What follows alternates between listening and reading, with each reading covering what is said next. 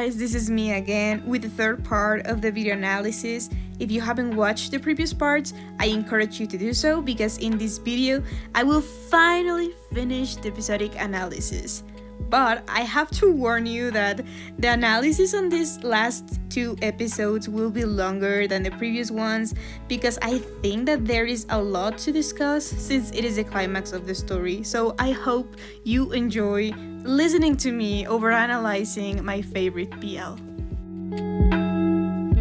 Episode 8. So I said before, guys, that I will talk in depth about Hyungi later in this video, but I think that it is really important to point out the ways in which he's trying to manipulate Jiu in this scene in order to understand the reason why Jiu chose to leave the house. Firstly, Hyungi tries to use self-pity to convince Jiu to join him. He plays the victim to make Jiu feel guilty if he doesn't help. Then, when he sees that it doesn't work, he tries to reinforce Jiu's insecurities related to social and financial status, basically using the rich versus the poor conflict, where he tries to frame Sejun as our common enemy, implying that just because he is rich and has a high social status, it is okay to use him. But again, it doesn't work. Lastly, he tries to gaslight Jiu by trivializing his feelings for Sejun, while at the same time trying to establish that he is the only one who is quote-unquote close to him.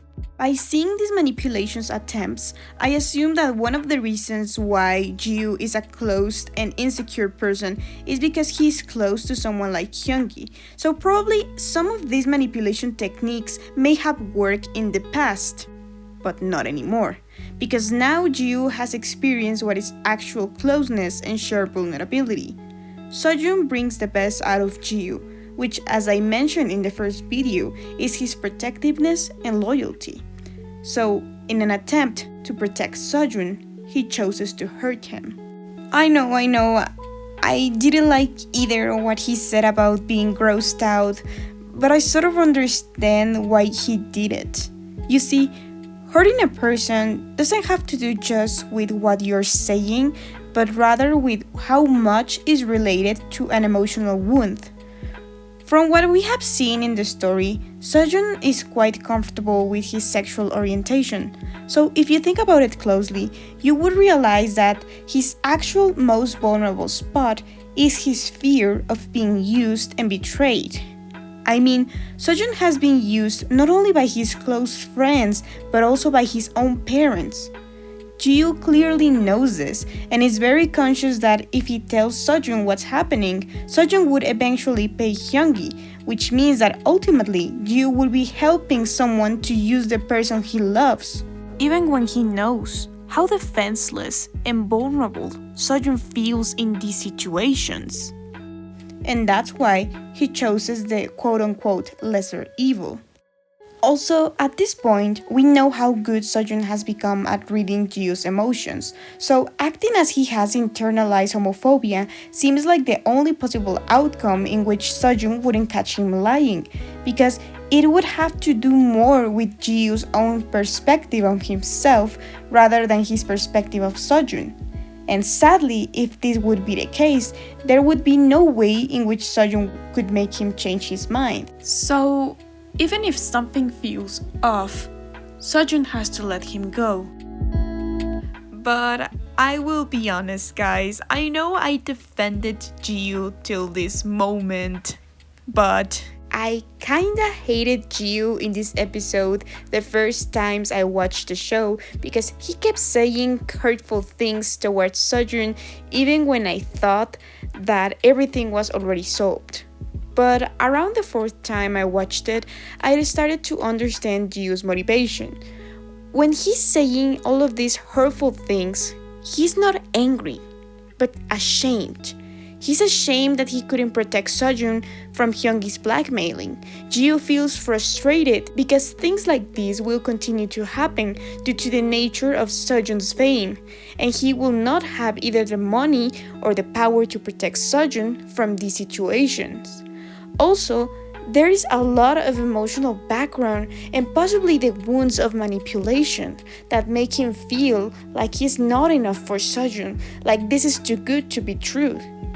Jiu is someone who knows the pain of heartbreak, and all of this uncertainty about their future makes him think that it is better for them to be separate. But oh god, he couldn't be more wrong. The moment he lets Sejun leave, he realizes that it is too late to avoid getting hurt. Sejun at first seems to buy this, as he is not someone who forces his feelings on another person. But as quickly as he gets out of the house, he realizes that Jiu's words don't match his actions, because Jiu was literally willing to lose his house and job in order to protect him.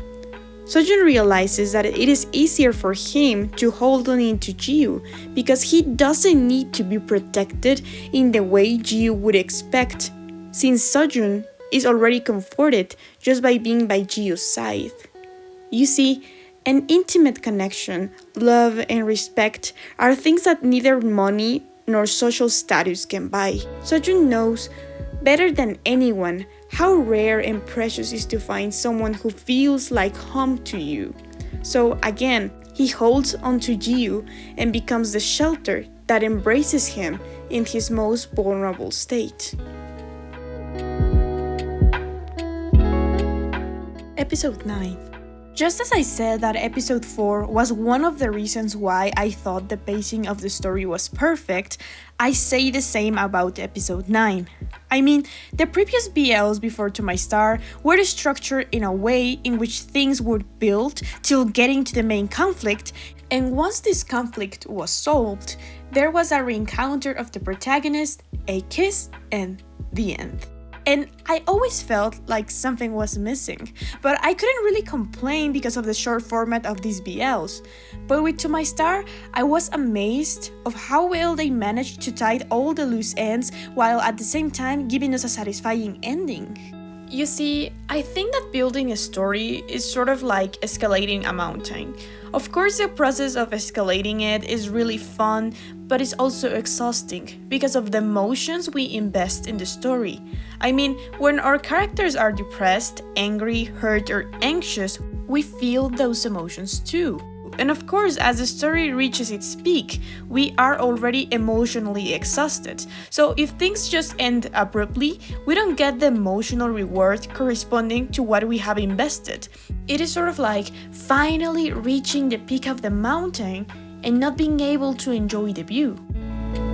So even though I think that the preceding BLs were really good at building an exciting plot, in the end, they didn't give us enough time to appreciate what was built. Episode 9 is really special because we are finally getting to see the fruits of our relationship that we have seen grow so beautifully since it was just a seed.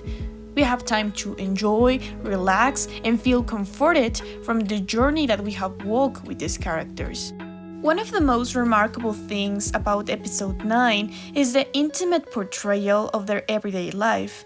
It is like these characters have built a world that only belongs to them, where they are free to be whomever they want and to love as much as they want.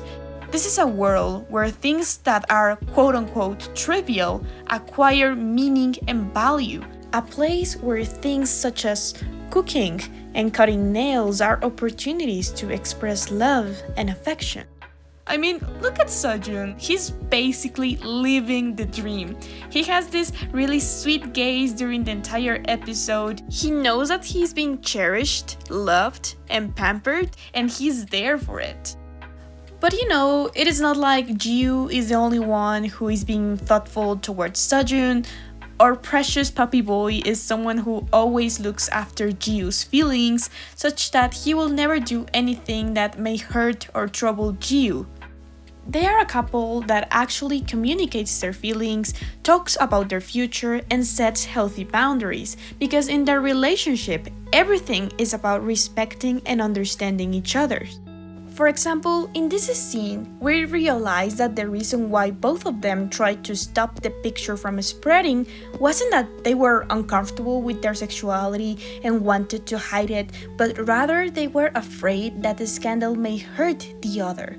Sejun paid because he was worried that Hyungi would hurt Jiu and eventually expose him to the public, while at the same time, Jiu pretended to have internalized homophobia to get the security deposit back to pay Hyungi because he was afraid that the possible scandal could hurt Sejun's reputation.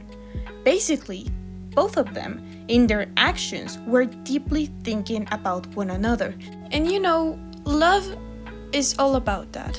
Even if rom-coms and dramas may have tried to convince us that love is painful, dramatic, and emotionally intense by trying to romanticize it with grand love gestures and passionate reconciliations, actually, love is more about feeling comfortable and safe with a person.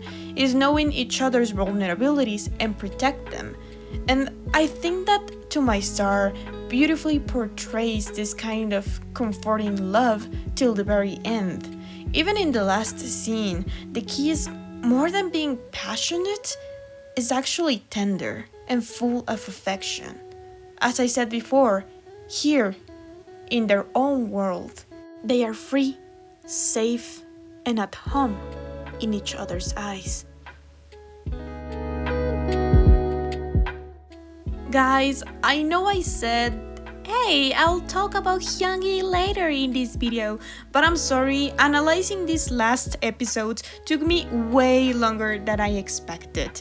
Jiu is a tough cookie to crack. I mean, I'd love to be Sejun and totally understand him, but I'm not, so I have to do some deep brain processes, but now I'm really glad because I got to better understand the characters and appreciate the beauty within the writing of the story, so I don't regret having to do another video. So the next video will finally contain the Hyungi character analysis and maybe an analysis on other characters as well, but Hyungi, guys, as a villain is the most fascinating one for me because I feel both pity and hate for him. Also, in the next part, I want to do a mini analysis on how To My Star challenges toxic masculinity with the unstereotype love expressions between Sejun and Jiu, because I think that this drama totally sets itself apart from other BL dramas or regular dramas which take too seriously gender roles or top-bottom stereotypes. I may add something more or something less, but anyways, I hope that you watch the next video. Look forward to it. Thank you. See you next time.